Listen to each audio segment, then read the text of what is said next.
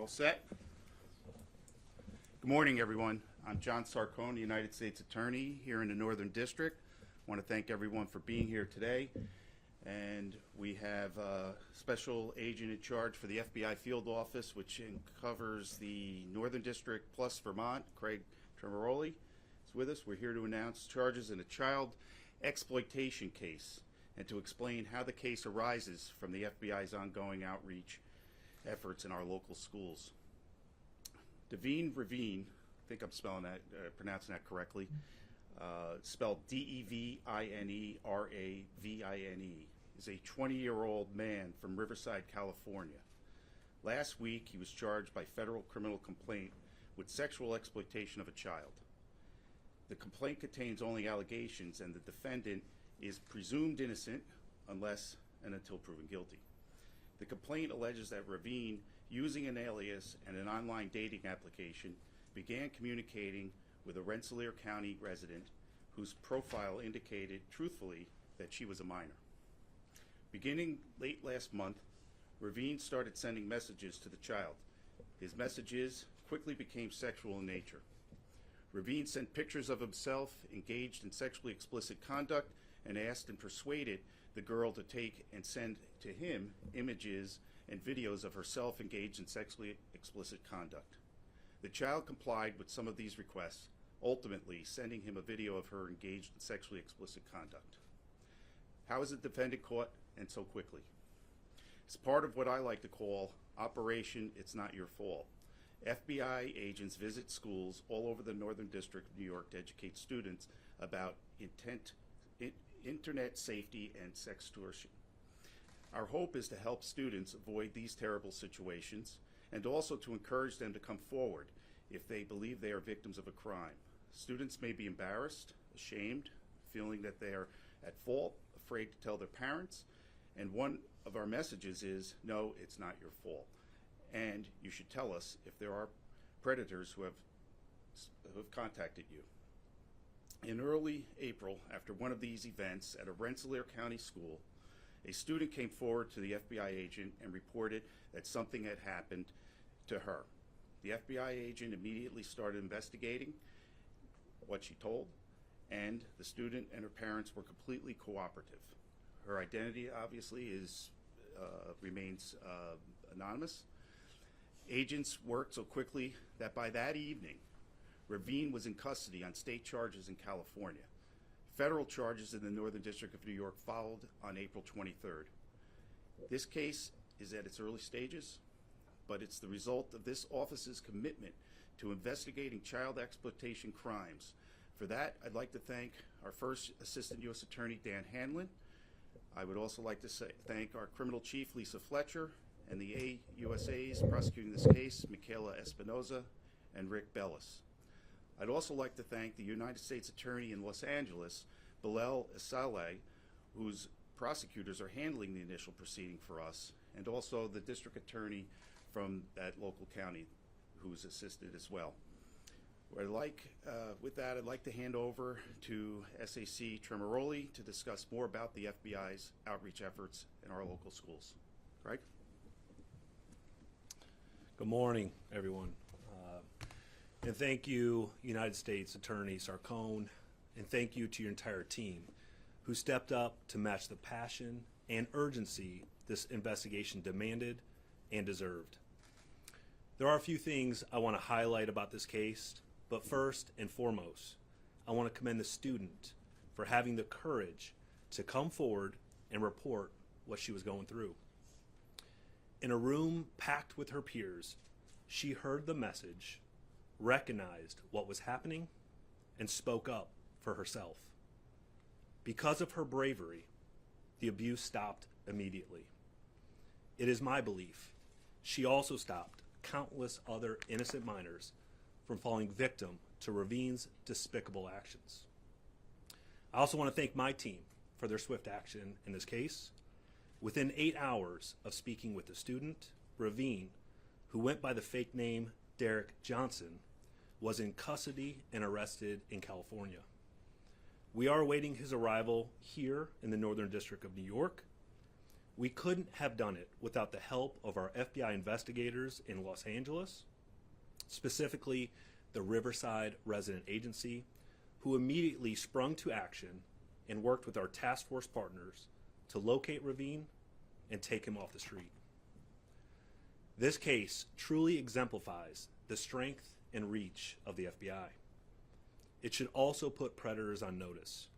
It doesn't matter where you're committing these heinous crimes. We will use every resource we have to find you, arrest you, and ensure you can never hurt another child again. I also want to stress how vital our victim services are in cases like this.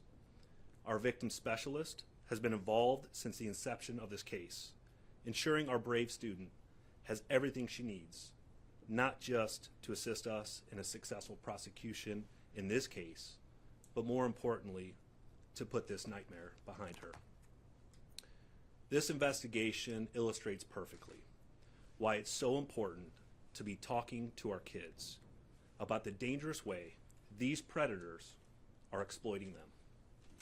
We understand these are difficult conversations to have with children, but they need to know this type of contact is not just inappropriate, it's illegal, and we're here to put a stop to it. And that message isn't just for parents and caregivers. In many instances, kids are too nervous to talk to their parents for fear of being in trouble. Sometimes the trusted adult is a school resource officer, a teacher, or even a coach. That's why my team is committed to do these community presentations to arm adults with the information needed to spring to action when a child reports something like this, and to have a similar but softer conversation with the students themselves to help them realize the potential dangers in communicating online with people they don't know.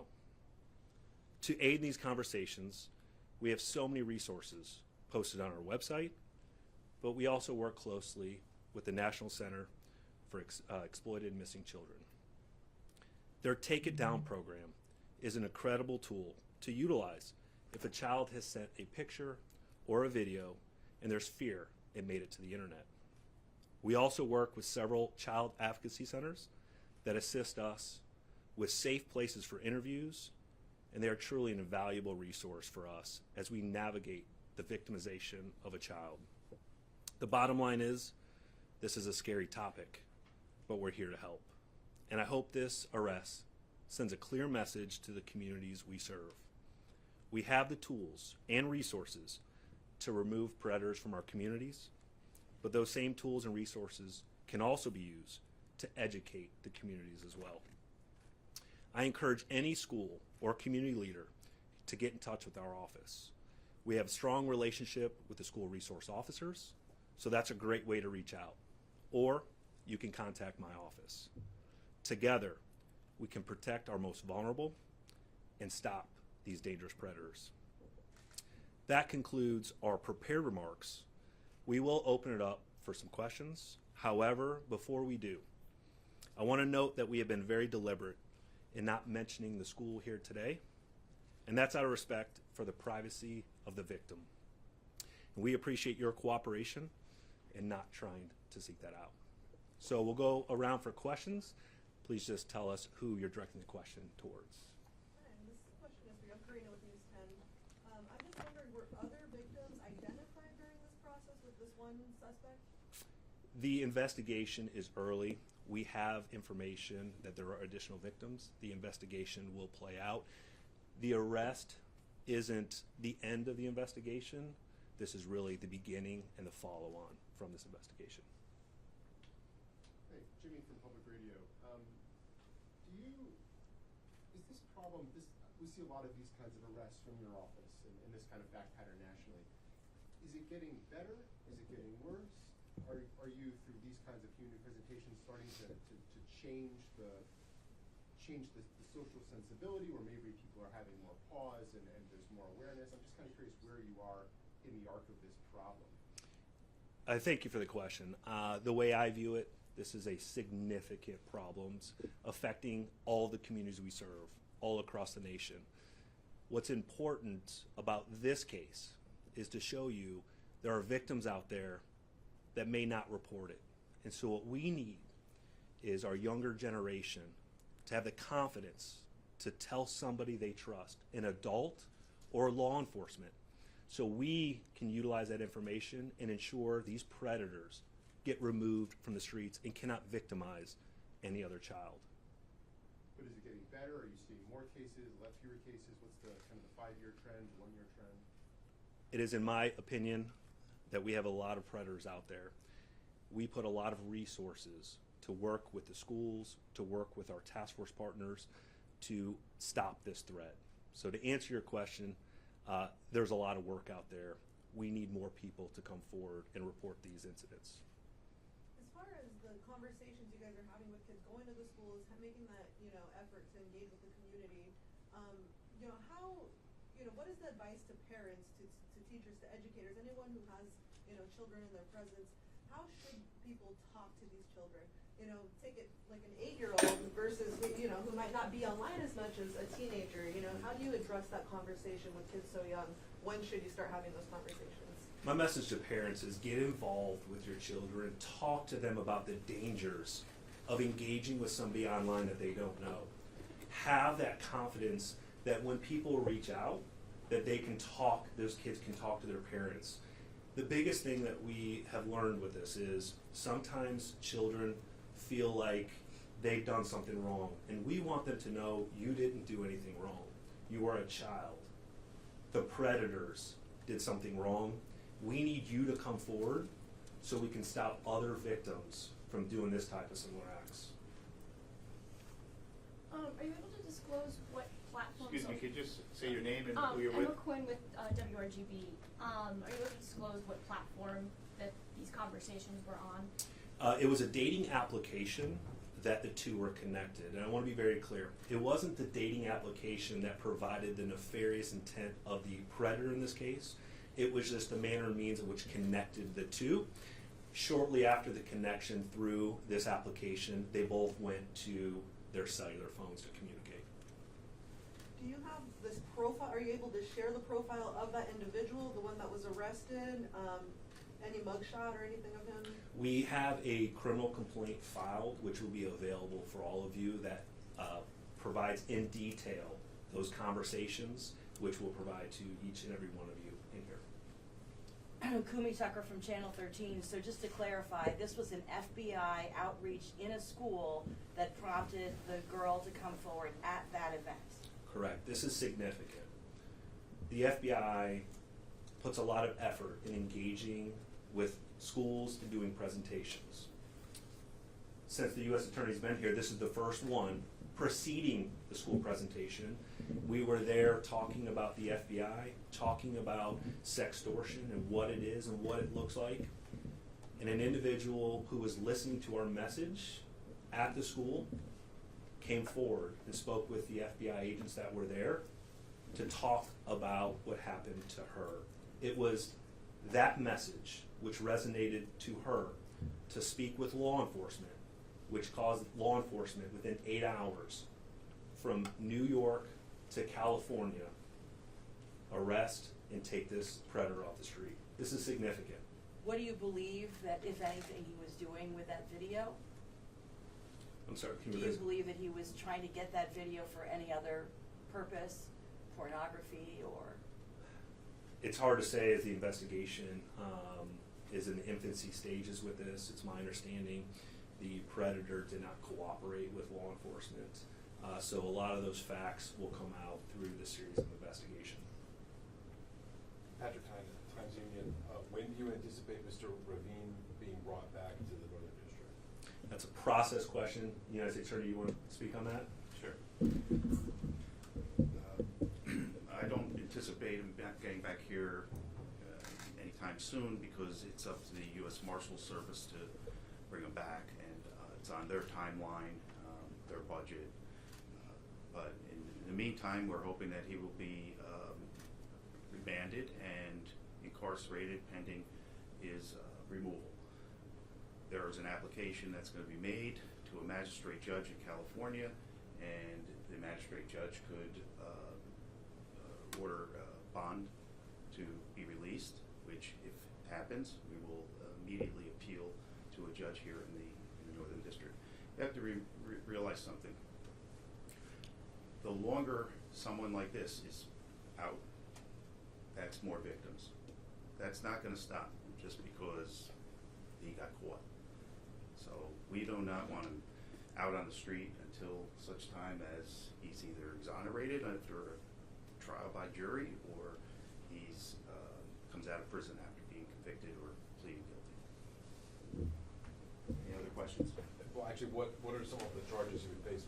How long is he looking at in prison? I think he could be looking at 15 years. It's a first-time offense. I don't know if there's credits for that. I would be pushing for the max. I guess this could be to either of you gentlemen or both of you gentlemen. How often are these cases, and I guess talk about the instant case, but generally, how often are these kind of lone wolf operations, one person doing this, one person trying fishing for victims, as opposed to something that's part of a more organized network, be it for perhaps trafficking purposes or perhaps for extortion purposes? And can you speak to again, how that tailors your approach to trying to crack down on these crimes?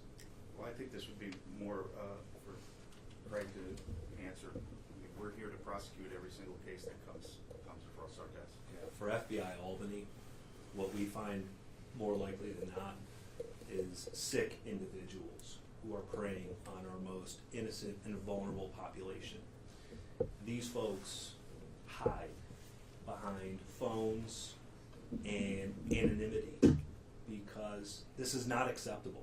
This is not something you can discuss with your friends and family. This is despicable.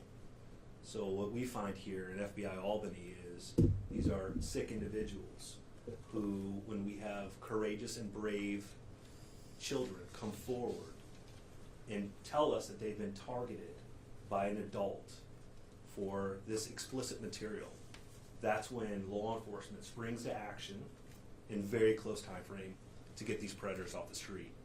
And I'm very thankful our partners here at the United States Attorney's Office aggressively charged this case and is committed to bringing this predator to the Northern District of New York to get prosecuted. I have one more question. Just talk about how important it is that this work be done. You know, obviously the student was very courageous, very brave to come forward to share her story, share their story. But oftentimes a lot of victims don't. You know, we see these across the nation, you know, suicide because of the sextortion. You know, talk about how big of a problem that is and why you guys feel it is so important to go out to these schools and do this. Well, it's very significant, which is why we cannot be in a reactive state. We cannot just wait for victims to call law enforcement, call FBI, call the United States Attorney's Office to report it. That's why we spend considerable amount of resources proactively getting into areas in which children are a part of, schools, right? If we had a better mechanism where all of these children reported these despicable acts by adults, we may not have to put those resources into schools, but what we have found is the population of children that are being targeted feel like it's their fault. And we're here to tell them and educate the communities, it's not your fault. We need you to talk to a trusted adult who then can talk to law enforcement so we can find these predators and seek accountability and justice so no additional victims are harmed. We'll do one last question. Corey James, Spectrum News. Could you talk about a little bit of the details? You said you got them within 8 hours. Could you talk about what that process was like? What took place from there? Great question. So while we were there at the school presentation, just say that was an hour-ish. At that time, the student came forward and met with our FBI agents. At that point, once we realized a crime occurred and she was a victim, we put our Crimes Against Children and Human Trafficking Task Force to work with our victim, take statements, review the despicable communications of the predator charged in this case. We immediately contacted our FBI office in Los Angeles once we learned through emergency disclosures where this individual was based out of. This individual lied to our victim, used alias names. So this wasn't a, here's the correct communication, here's the correct profile for the individual for law enforcement to find. Law enforcement had to utilize the tools and resources to find the true identity of this predator. Once we were able to, our team worked aggressively fast on this, from 8 hours from one side of the coast to the other side, to get a search warrant application to a judge in Riverside County, to execute that warrant, verify that the individual that was in custody, our predator, was in fact the individual who exploited our juvenile. So it took approximately 8 hours, but you also have, from coast to coast, anonymity involved, obfuscation that law enforcement had to wade through to get the true identity and the true predator. With that, I thank you all for coming today. This is significant. This is for the community to understand. These presentations do work. We need more parents, more adults talking to our children of what is right and what isn't right. And when somebody comes forward, a child comes forward, reassure them it's not their fault. This is the predator who manipulates our most vulnerable population. Thank you again for being here. Thank you for pushing this message out. And thank you to the communities in which we serve. We are committed to doing our part to eradicate, remove sexual predators who are hurting our children. So thank you. Just wanted to add something here. On my way into the office, I was speaking with somebody, and they said, "Wow, how does this happen? Like,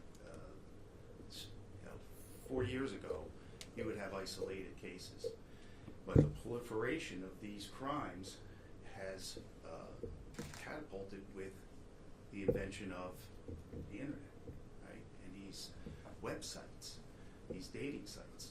So I could tell you right now, 100%, I'm having my staff look into how we could bring charges against that internet dating site, and in addition to the carrier of the phones. Could it be AT&T? Could it be Verizon? I don't care who it is. They have the capability of tracking anything like that. If Google could put algorithms in to monitor speech on the internet, monitor speech on websites, those big companies could do the same. So this has got to stop. We cannot have FBI agents going all over the schools and then hopefully randomly somebody comes forward and we catch somebody. This has got to really come to some kind of a head, and the only way to do that is to drag one of these big companies into federal court, let them fight it, and be humiliated publicly throughout that whole experience until they do something about it. If we could put a rocket to the moon and bring it back to Earth, we could certainly fix that as well for the safety of our children. So I want to thank everybody for being here, and grateful that you're going to get this out onto the public airwaves, because our schools and our educators, they should be teaching these kids. They should be holding these seminars in the high school. We don't need the FBI to spend their resources going into the schools. These schools should be doing it automatically. And I intend to meet with the heads of the Department of Education here in the state, and I'm going to bring this to their attention as well, that this should be mandated. This should be, they want to teach kids a few years ago things that I found were completely objectionable to teach children. Well, let's teach them how to beware of these types of predators and what is out there that could harm them. So, can you talk a little bit more what you just said? Do Sure. you think that you need legislation to kind of change the carrier-law enforcement relationship, or do you think you have the tools now to just bring these cases? I don't know if we have the tools now, but I intend to find out. And I'll have my staff, my team, looking into it, doing the research, because somebody has to do something, okay? Are you saying that you want carriers to monitor all speech and all communication No. on their platforms? No. And then- No, right? So, Facebook, right? Facebook, we're shutting down people's speech over the course of the last few years because they found it to be aggressive or hostile. Well, how did they figure that out? They have algorithms. Algorithms can monitor that. So if they put the algorithms in to say, where's that indictment? So if you're texting, this guy Derek Johnson is texting on AT&T's airwaves, right? And text, let me find something I could say.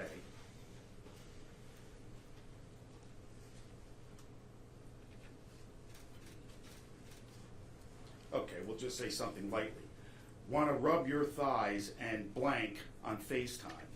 Want to finger yourself on FaceTime. Algorithms can pick that up. Okay, they can program it. It may cost them billions of dollars to do, but I intend to force them to do it. If not me, maybe somebody else. But this is the Northern District. That's all I'm responsible for. But I'm going to do everything in my power to try to stop it. Yes. If a predator is watching this, hearing this, reading this, what message do you have for them? What message do I have? We're going to get you. We're going to find you. We will get you.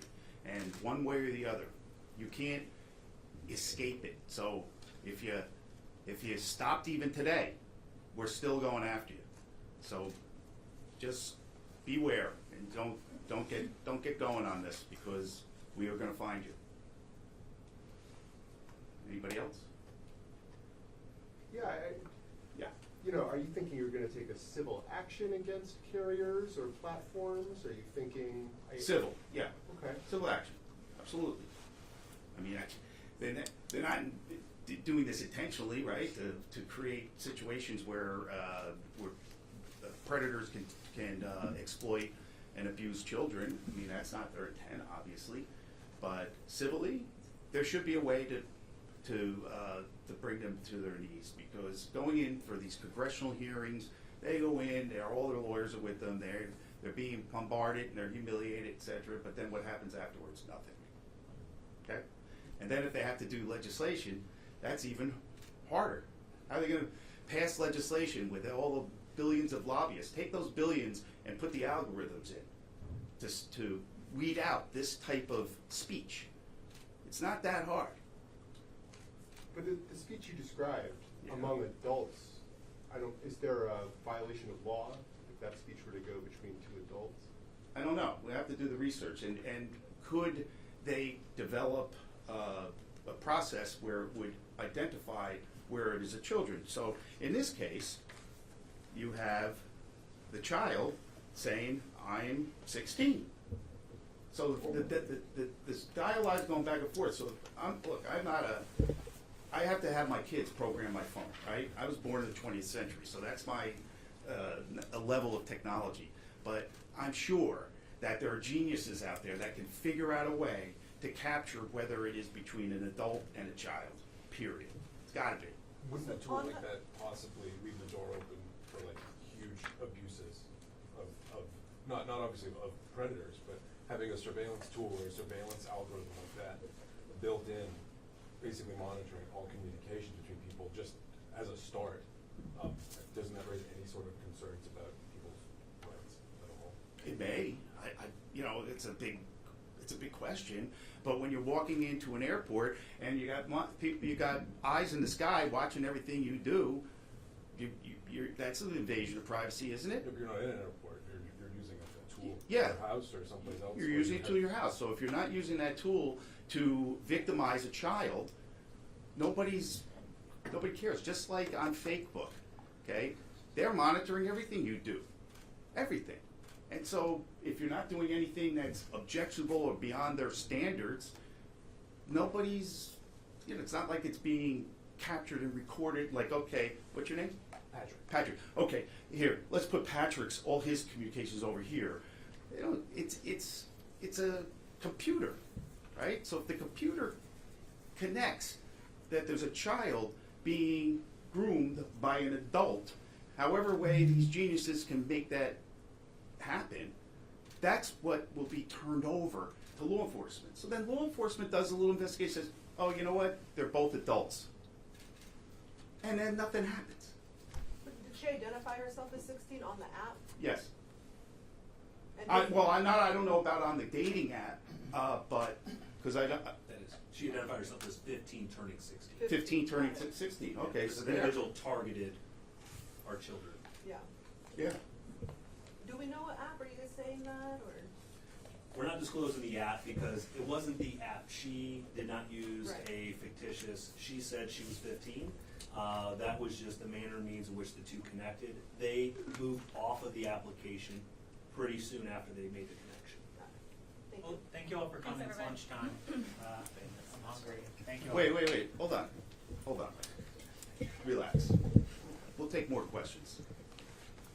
Yes? Can you disclose maybe what that conversation was like leading off the app? How the predator, I guess, what did he say? It's in the complaint. It's in the complaint. And if you'd like a copy of it, everyone, Michael Barnett will share it with you. Right, Michael? Yeah, sure. Okay. Thank you. Anybody else?